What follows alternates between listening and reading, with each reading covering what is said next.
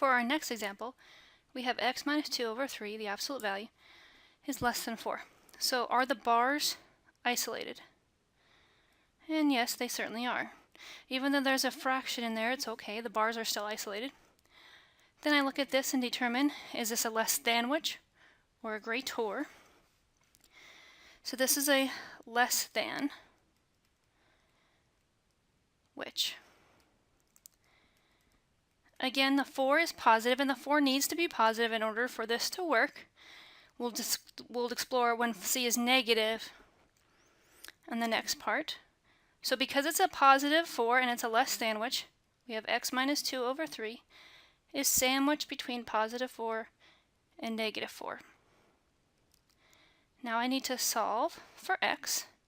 So I need to get rid of the divide by 3 and get rid of the multiply or subtract 2. So the thing I'm going to do first is I'm going to multiply all three sides by 3. The reason I do that is so that these 3's divide out nicely, and I'm just left with the numerator x minus 2.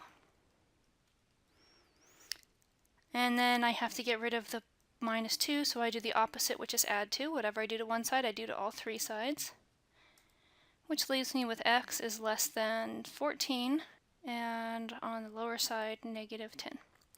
So negative 10 is less than x, which is less than 14.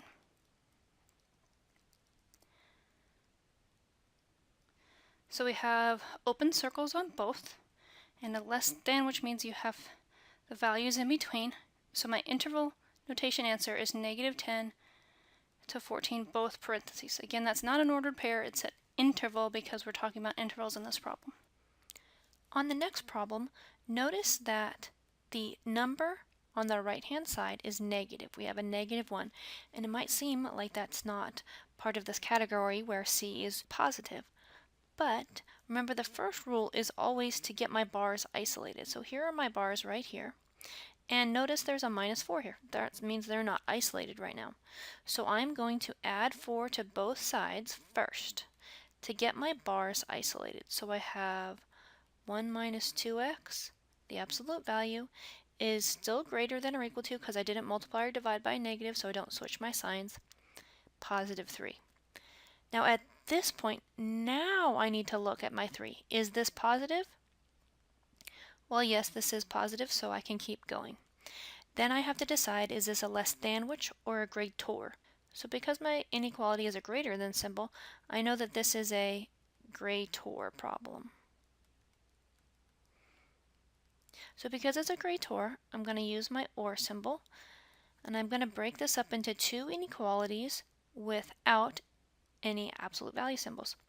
The one on the right, I like to just leave the same, just without bars. The inequality sign and the sign of the 3 stay the same. And on the other side, the expression comes out of the bars and two signs are changed. My inequality changes to less than or equal to, and my positive 3 changes to negative 3. At this point, I can solve each of these independently.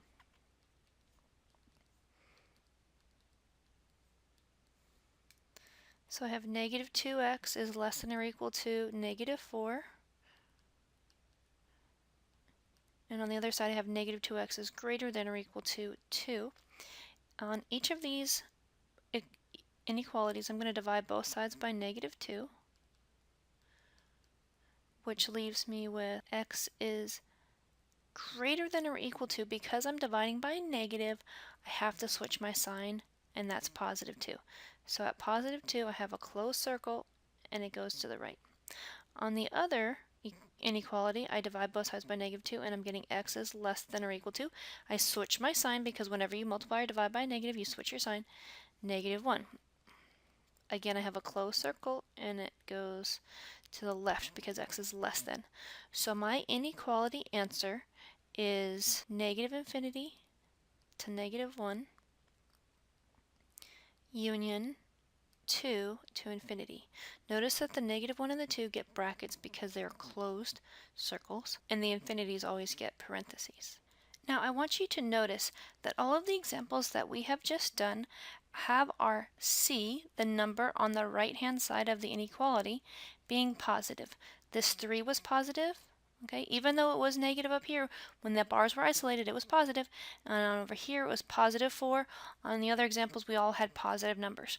So when we have positive numbers, you're looking for less thanwiches or greators, and then you'll get a unique solution. Next, we're going to explore when C is negative.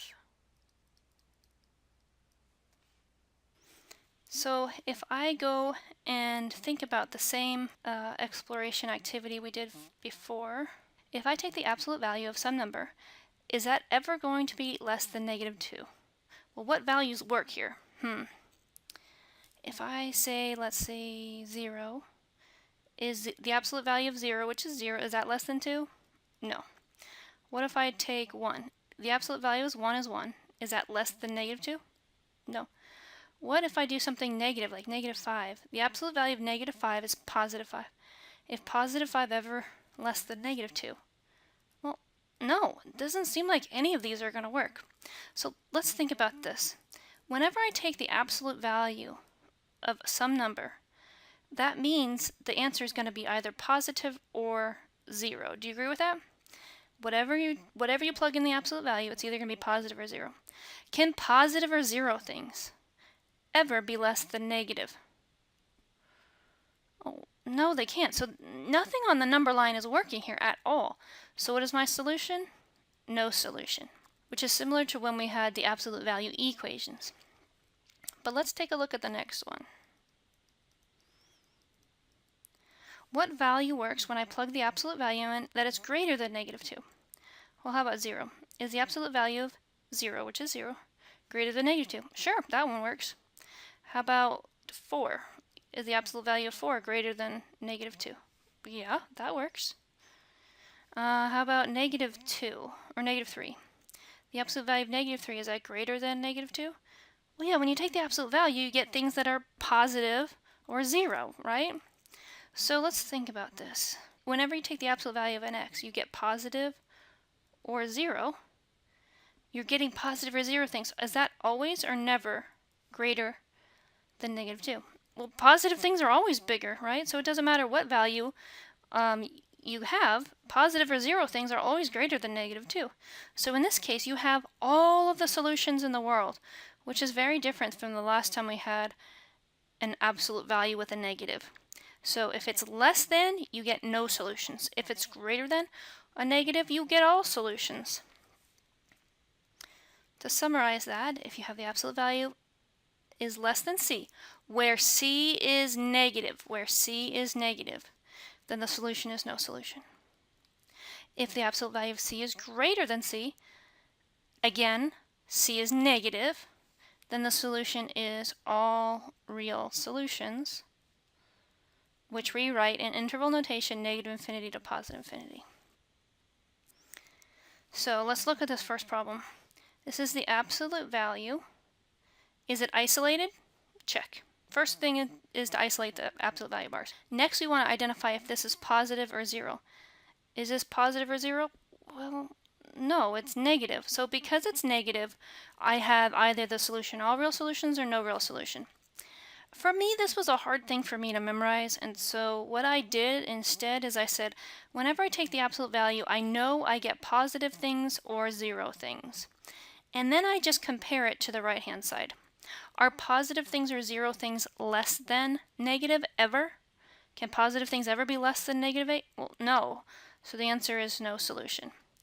You could also just memorize if it's less than, it's going to be no solution. Next problem. Are the absolute value bars all by themselves? Yes, they are. Next thing I ask, is this positive or 0? Well, no, it's negative, isn't it? So because it's negative, I know my answer is going to be all real solutions or no real solutions. I just got to figure out which one.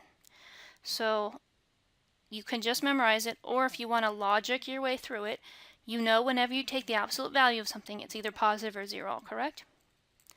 So then I compare this statement. Is positive or 0 things always or never greater than or equal to negative 8? Are positive things always greater than negative 8 or never greater than negative? Well, positive things are always bigger than negative, right? So this is a yes. This is yes, this is true. So because this is true, my answer is all real solutions. And the way we write that is negative infinity to positive infinity.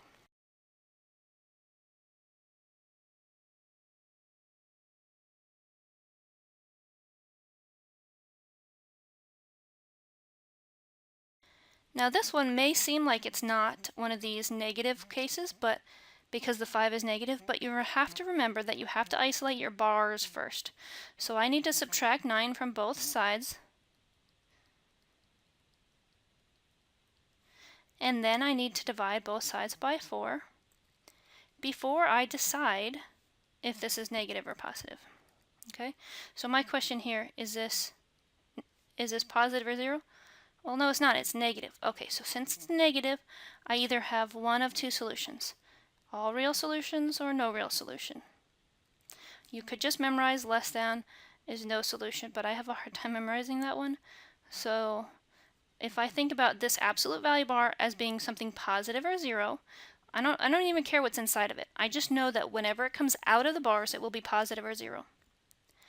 Is that always going to be less than -1 or never going to be less than -1? And I think the answer there is it's never going to be less than -1, so my answer is no solution. Or you could just memorize this as well.